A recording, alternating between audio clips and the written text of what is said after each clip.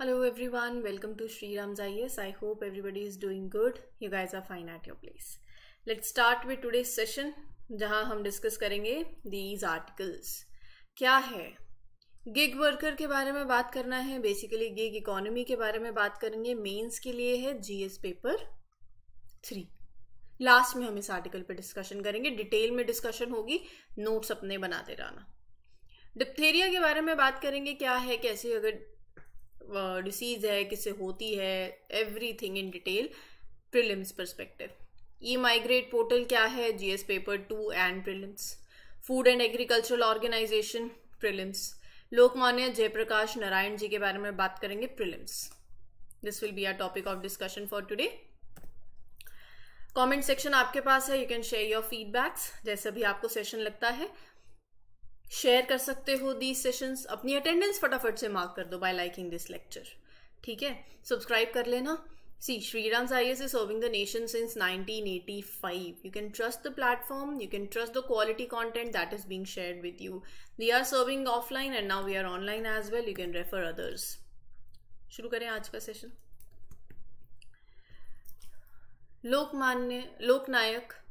लोकनायक अगर मैंने लोकमान्य बोला हो स्टार्टिंग में तो इट्स लोकनायक जयप्रकाश नारायण जी की बर्थ एनिवर्सरी पर हमारे प्राइम मिनिस्टर ने ट्रिब्यूट पे किया उनको. तो जिन्हें हिस्ट्री पढ़ी हो उन्हें पता होगा कि कौन है, क्या उनकी आइडियोलॉजी रही है, उसके बारे में बात करते हैं. मेंस के लिए भी इंपॉर्टेंट है पेपर 1 से. एक मिनट, जीएस पेपर 1. 11 अक्टूबर 1902 इनका जन्म हुआ. कहाँ हुआ? सिताबदियारा, बिहार के अंदर. एक इंडियन इंडिपेंडेंस एक्टिविस्ट रहे, सोशल रिफॉर्मर और एक पॉलिटिकल लीडर रहे. मार्क्सिस्ट आइडियोलॉजी से काफी इन्फ्लुएंस थे while studying in the United States. जब इंडिया वापस आए, he worked to bring societal change in line with Sarvodaya. A Gandhian philosophy है, that means progress for all. Sarvodaya promote करता है the idea that everyone in the society should advance together. जहां आप equality पे focus करें, you focus on uplifting the poor and disadvantaged. So Jayaprakash Narayan ji was deeply committed in improving the society through these ideals. ठीक है, he strongly opposed the British rule in India basically he was advocating for independence through socialist principles. Social reformer, political leader और एक Indian independence activist रहे हैं. इनका जो की you can से जो इनके की वर्क्स हैं, इन्होंने इंडियन नेशनल कांग्रेस ज्वाइन करी 1929 में. सिविल डिसोबीडियंस मूवमेंट में, क्विट इंडिया मूवमेंट में इन्होंने पार्टिसिपेट किया. He helped to start the Congress Socialist Party also. He co-founded it, which worked within the Congress Party to promote left-wing or you can say more socialist ideas. He promoted Bhudan, land gift movement, you can say. That was started by Acharya Vinoba Bhave. 1959 में जयप्रकाश जी proposed a 4-level system of government. It decentralized the political structure कि power distribute होनी चाहिए equally across different levels of society.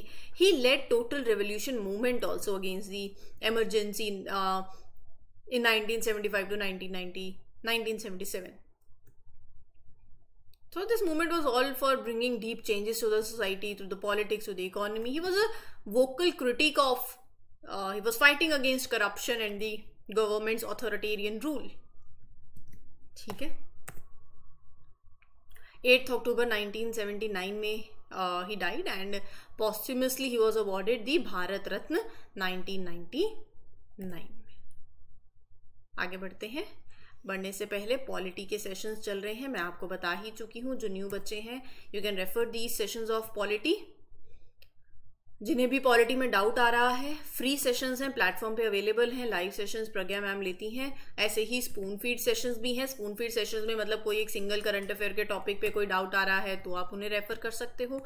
बाकी ये DNA daily news analysis चलता है जिसके अंदर आई टेक, ये भी आप you can refer it accordingly. जैसे बट एक बात है, कंसिस्टेंट होना पड़ेगा। एक दिन छोड़ के एक दिन कर लिया, 4 दिन गायब हो गए, वो नहीं। दूसरी बात रिवीजन की है। देखो 3 चीजें हैं, you learn, you revise and then you write. ये चीज फॉलो करनी है। याद करना है, रिवाइज करना है, लिखना है, फिर याद करना है, या उसको आप ऐसे भी कर सकते हो, याद करो, लिखो, रिवाइज करो। यही है स्ट्रैटेजी, और कोई स्ट्रैटेजी नहीं है। 1-1 घंटे की स्ट्रैटेजी के सेशन सुन रहे हो, यही सिंपल मैंने आपको 1 मिनट में बता दिया। Learn, write and revise, this is the whole strategy to clear UPSC, that's it. ठीक है, आगे बढ़े। वर्ल्ड फूड डे सेलिब्रेटेड हर साल 16th of October को होता है across the globe to honour the establishment of food and agricultural organisation. FAO एक स्पेशलाइज्ड एजेंसी है यूनाइटेड नेशंस की, जो लीड करती है इंटरनेशनल एफर्ट्स को जो कि होते हैं towards defeating hunger. It is the oldest permanent specialised agency of United Nations. पुरानी है, परमानेंट है, 1945 में एस्टैब्लिश हुई थी, जिसका काम क्या है, न्यूट्रिशन इंप्रूव करना, एग्रीकल्चरल प्रोडक्टिविटी बढ़ाना, स्टैंडर्ड ऑफ लिविंग रेज करना in the rural population and contribute to global economic growth, right. What else FAO does?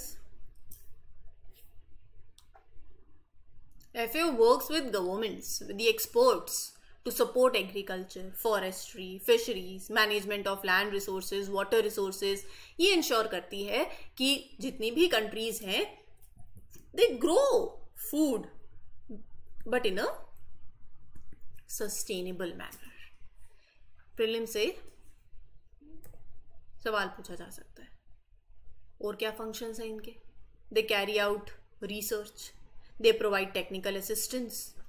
इसको डिटेल में पढ़ते हैं, मैं ऐसे लाइन पढ़ती जाऊंगी, मुझे मज़ा नहीं आएगा, राइट। मैं चाहती तो ये फटाफट ऐसे उड़ा देती, चलो रिसर्च है, टेक्निकल असिस्टेंस है, नहीं, समझो, ध्यान रहेगा। FAO क्या करती है?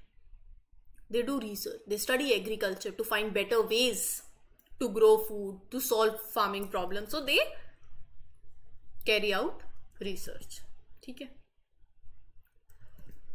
It provides technical assistance.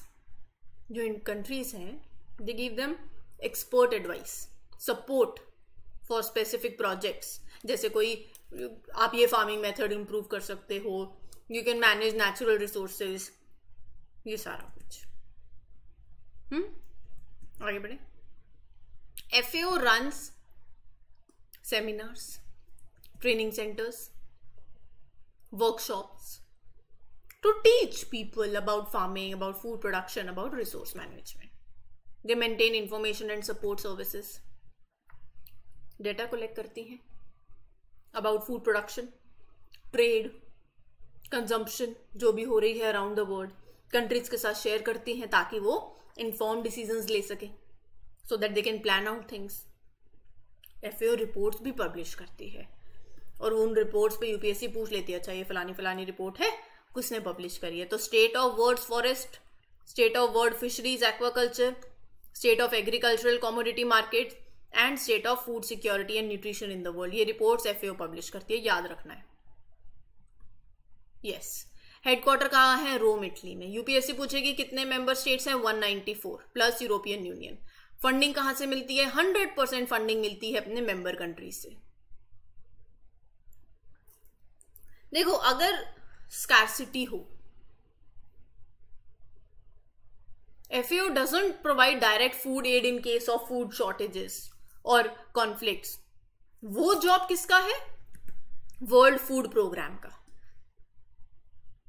Within the United System, it is, you can say, another agency. So FAO अगर आपसे पूछे कि इनका ये काम है to provide direct aid in the case of food shortages or conflicts, तो यहां थोड़ा ना करनी पड़ेगी, ठीक है।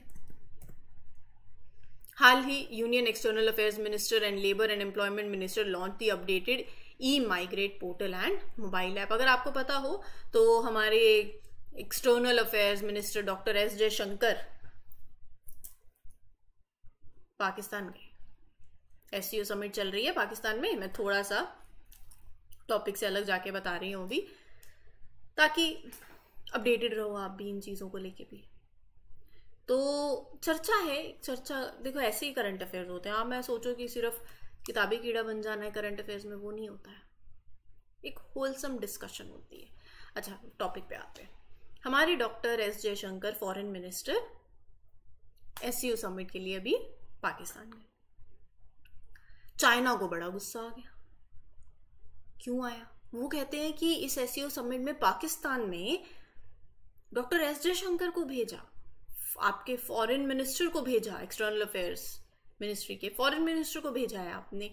आना किसको चाहिए था? प्राइम मिनिस्टर नरेंद्र मोदी को। ऐसा क्यों? क्योंकि एससीओ समिट ये जो है it is heads of government summit. ठीक है। चाइना कहता है कि इंडिया का तो इंटरेस्ट एससीओ समिट से, एससीओ से India is losing its interest, you can से। हाँ भी कह सकते हैं इसको।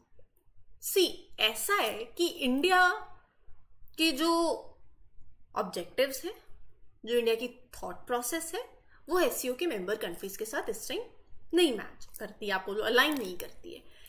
एससीओ में कौन कौन से कंट्रीज हैं? चाइना, पाकिस्तान, ईरान, हालांकि रशिया वगैरह भी है, वो एक एक्सेप्शन हम मानेंगे, बट आप मुझे कमेंट सेक्शन में बताना एससीओ में 10 कंट्रीज आती हैं, कौन कौन सी आती हैं, डू लेट मी नो। ठीक है। और जबकि जो हमारे फॉरेन मिनिस्टर पाकिस्तान गए हैं, 9 साल बाद ऐसा हुआ है कि इंडिया के फॉरेन मिनिस्टर पाकिस्तान गए। मीडिया की अटेंशन डॉक्टर एस जयशंकर पे ही थी पूरी। ठीक है। चलिए, अब मीटिंग पाकिस्तान में हो रही है, समिट पाकिस्तान में हो रही है, वो अलग बात है। कवरेज डॉक्टर एस जयशंकर को मिल रही। तो ये एक बात थी जो आपको मालूम होनी चाहिए।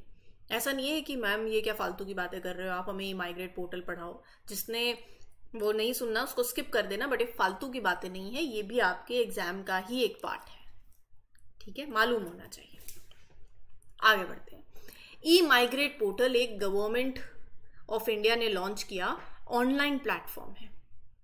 जो इंडियन वर्कर्स माइग्रेट कर रहे हैं अब्रॉड फॉर सीकिंग एम्प्लॉयमेंट, तो वो उसको पूरा मैनेज करने के लिए, that helps Indian workers who want to go abroad for employment. So this is a system that helps them.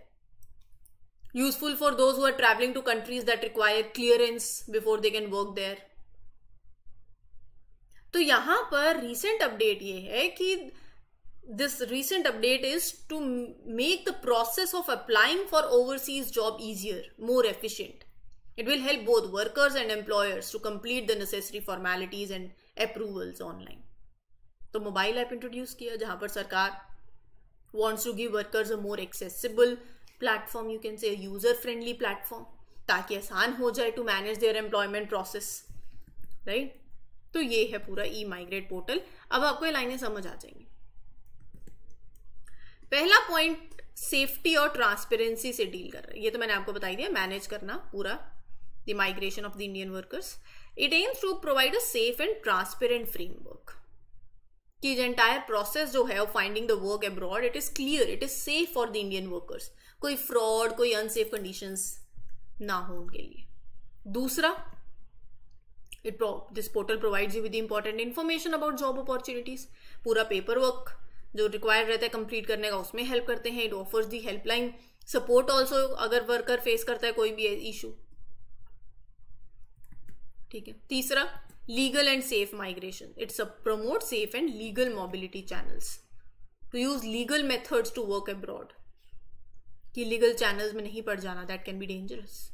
So this portal support sustainable development goal 10। SDG 10 क्या है?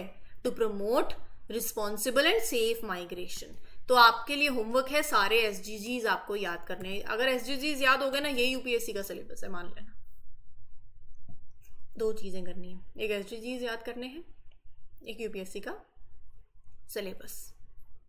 अब ये पोर्टल अपग्रेड हुआ है, न्यू फीचर्स इसमें आ गए हैं, जिसके अंदर एक तो है 24/7 सपोर्ट मिलेगी, वो भी मल्टीलिंगुअल हेल्पलाइन सपोर्ट है। ठीक है, इन मल्टीपल लैंग्वेजेस। फीडबैक, का फीचर भी है, workers can give feedback, right. It is integrated with DigiLocker also, it integrates with DigiLocker ताकि worker can submit their important documents without needing that physical copy.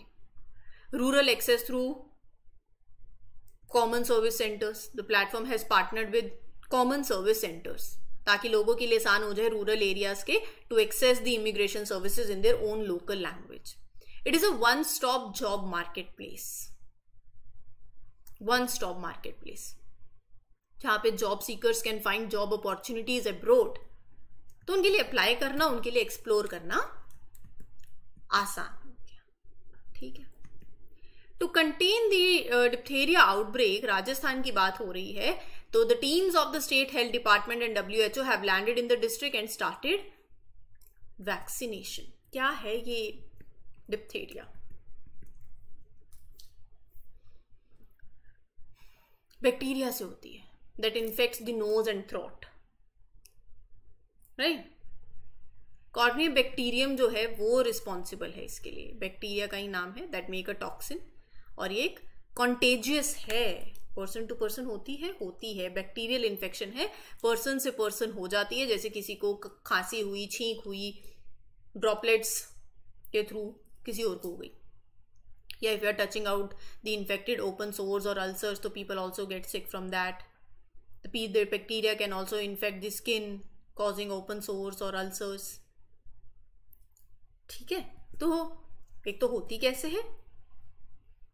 How does it spread? Person to person by touching infected sores or skin infections. एक contagious disease है. It can be treated with medications. It can be, yes. In advanced stages, the bacterial infection can damage the heart, kidneys and nervous system also. तो हालांकि it can be treated, but it is very important to act quickly on it. अगर infection अपने advance stage में पहुंच गया तो फिर ये सीरियस डैमेज कॉज कर देगा टू दीज वाइटल ऑर्गन्स. तो जितना ज्यादा आपने वेट किया ट्रीटमेंट के लिए, the more dangerous it can become. क्या सिम्टम्स है?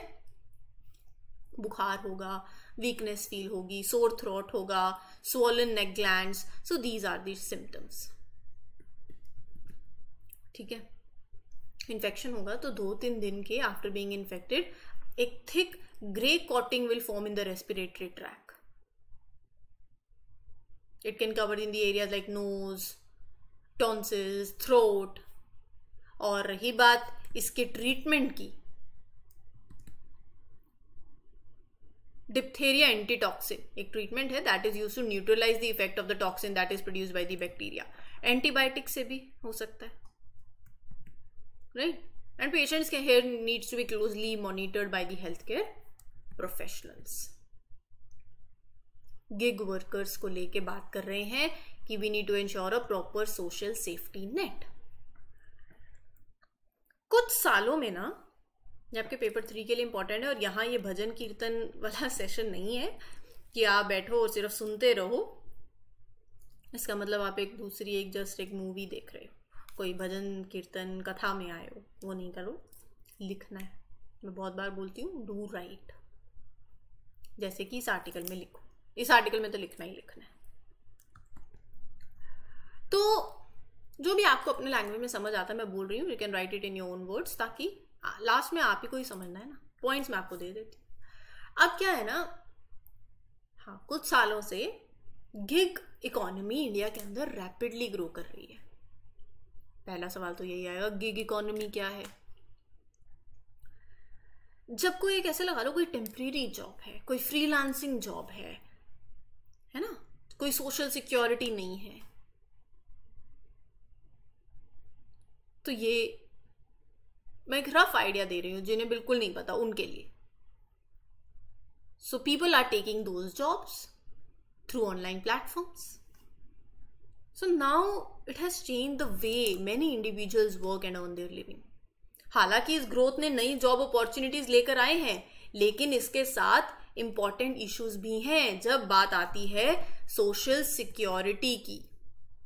आज है कल नहीं है. सुबह बोला, अगले दिन बोला ओके बाय, राइट, कोई हेल्थ इंश्योरेंस नहीं, कोई रिटायरमेंट सेविंग्स नहीं, कोई बाकी प्रोटेक्शंस नहीं that help the workers during difficult times, नहीं. तो इसी को एड्रेस करते हुए union minister of labour and environment is working on a, you can say, new national law,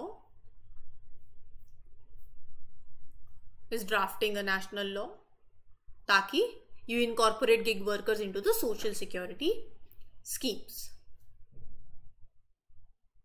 right, तो how are opportunities for gig workers evolving in India. मैंने बोला gig economy grow कर रही है, कैसे कर रही है. सवाल आता है how are the opportunities for gig workers evolving in India. देखो, gig economy in India is worth $20 billion और अंटिल 2027 ये बोला जा रहा है it is expected to grow by 17% every year.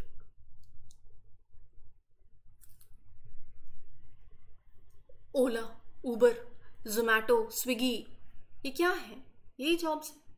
Companies like these they are expanding their services, more gig job opportunities आती हैं. फिर ऑनलाइन प्लेटफॉर्म्स हैं such as Upwork, freelancer. They allow professionals to offer their skills and services. Number of freelancers in India is expected to grow from about 17% each year from 2021 to 2025.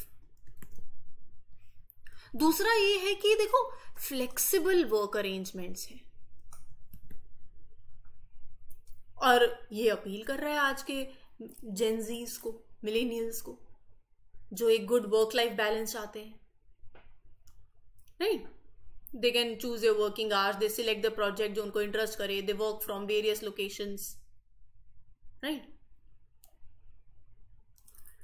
तो एक तो ये बात है.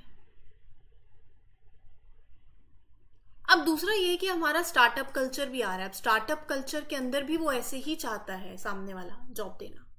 इंडिया का startup scene is rapidly developing. बहुत से new businesses हैं that are choosing to hire freelancers now, क्योंकि उनकी पैसा बचता है ना, उनका एक फुल टाइम एम्प्लॉय उनके साथ जुड़ा है. लेकिन दिक्कतें कहाँ हैं? They are, gig workers are informal workers. They don't have the same rights और the protections as regular employees. मतलब इंडिपेंडेंट कॉन्ट्रैक्टर्स लगा लीजिए, वही में paid leave, health insurance, retirement plans नहीं है. 2023 में delivery workers from Swiggy they went out on strike in many cities to demand better working conditions, fair pay, more benefits. तो social security नहीं है, this is a big gap. कोई minimum wage is not covered. Occupational safety है, नहीं है. They can be, the workers are at risk of injury और health problems हो सकती. कोई इनकम की सिक्योरिटी है, नहीं है. It lacks income. मतलब gig workers can be cut off from the job platform at any time. They can suddenly take away their source of income. Right? Are they able to plan their finances? तो पता ही नहीं, आज plan करने बैठे कल job चली गई. सो legal protection नहीं है तो gig workers are exploited. Exploitation and unfair treatment is there. Right? तो what can be done? Do let me know in the comment section. क्या ट्रेनिंग अपॉर्चुनिटीज लेकर आ सकते हैं, या gig workers should have their ability to move their work history, ratings and skills from one platform to another. Also data security, fair pay मिले. There should be automated system ताकि आप dispute resolve करवाओ. Right? There can be number of other. Notice before termination भी अगर हो रहा है तो at least just give them at least 14 days notice and valid reason for the termination also. So these all things can be taken care of. ये जितने भी points बताए हैं लिख जरूर लेना. ठीक है? इस सेशन के लिए इतना ही. उम्मीद करती हूँ क्लियर हो गया हो. कोई doubt you can ask me in the comment section. कुछ मिस हुआ है, थोड़ा पीछे जाना, सुन लेना है. For more such videos, do subscribe to Shriram's IAS. This is your mentor Arzu Kakkad signing off. Happy learning. All the best. Thank you.